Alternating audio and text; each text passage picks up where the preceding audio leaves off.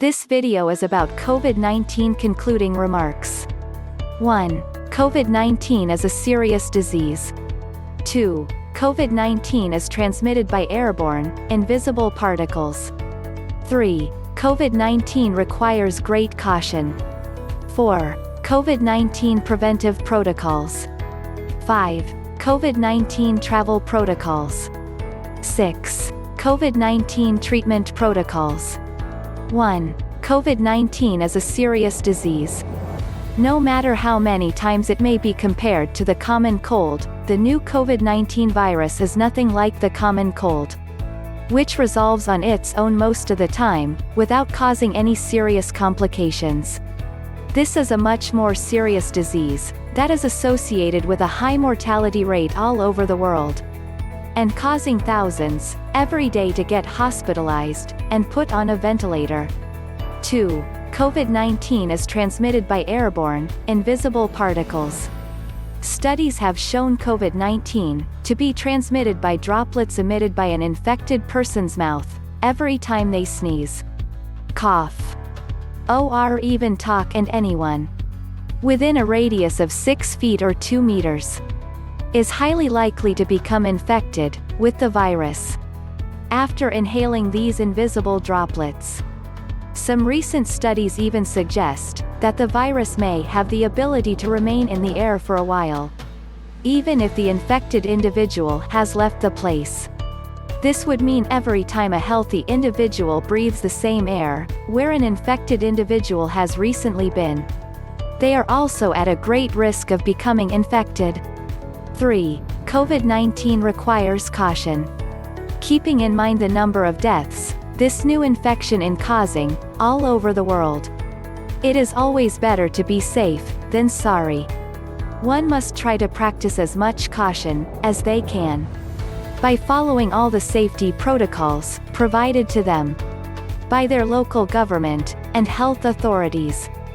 4. COVID-19 preventive protocols. According to the CDC, the preventive protocol for COVID-19 includes frequent washing of hands. Washing your hands is a must, especially after coming back from a public place, like the supermarket. Covering your mouth with them as you sneeze or cough. It is recommended that you must try to wash your hands before and after you eat your food, go to the restroom, handle your masks, touch your face, blow your nose, and even touch an animal, avoiding close contact with others. It is advised to keep a minimum distance of 6 feet 2 meters between yourself and another person, as you can never be sure if the other person is infected with the coronavirus. Even though this distance is much more difficult to maintain at home, you must try to maintain this distance between yourself and the public when you leave your house, especially in a place like the grocery store, which has hundreds of different visitors a day. Wearing a mask. Wearing a mask has been declared essential, especially when you leave the house, in order to protect you and the others around you from the virus. The Centers for Disease Control and Prevention, CDC, states that even though some masks may provide more protection against the virus than the others, those masks, like the N95 mask, should be left for the health workers who are at the greatest risk for the virus due to their continuous exposure. Moreover, wearing a mask does not mean that one can stay in close proximity to others in highly populated places, and social distance should still be maintained. Cover your mouth whenever you cough or sneeze. When you sneeze or cough, you emit tiny droplets from your mouth and nose, which may be a source of transmission of virus to others around you. In case you are infected, you must conduct this ACT, even though you are sure that you are not infected with the virus, or have no symptoms associated with this. This is because many people who are infected remain asymptomatic during the initial days of the infection, and some might not experience any symptoms at all Hence, it is your duty, as a responsible citizen, to protect others around you, especially those who might be more vulnerable to the virus. Disinfect the surfaces around you. It is very important to disinfect and clean the commonly touched surfaces around us, like the kitchen slabs, doorknobs, handles, desks, faucet, sinks, and light switches. 5. COVID-19 travel protocols. According to the CDC, one must keep in mind whether the people they are traveling to are at a higher risk of getting the infection, and if their destination area allows travelers from other places. You must also research the local requirements of the city you are traveling to, as some places require you to stay in a period of quarantine after you arrive. Furthermore, almost every airline nowadays require you to get a test for COVID-19 before you travel. So you must also make preparation for the COVID-19 test before traveling. 6. COVID-19 treatment protocols.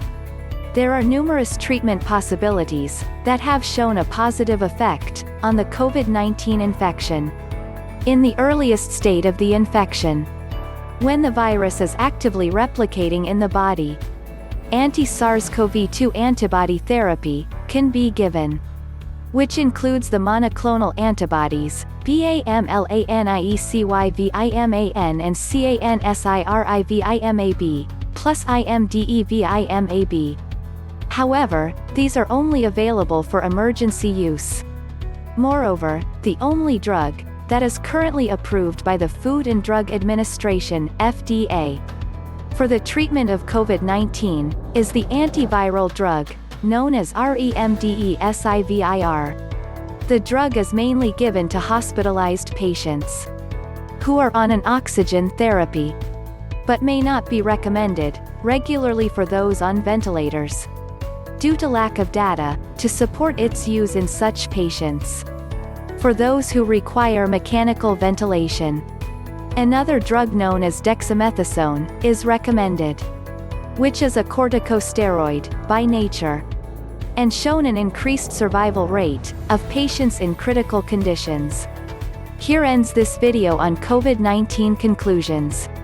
Don't forget to check out the other COVID-19 videos on this channel. If you found it valuable, like, comment, share, and subscribe to receive alerts when we produce these types of videos in the future.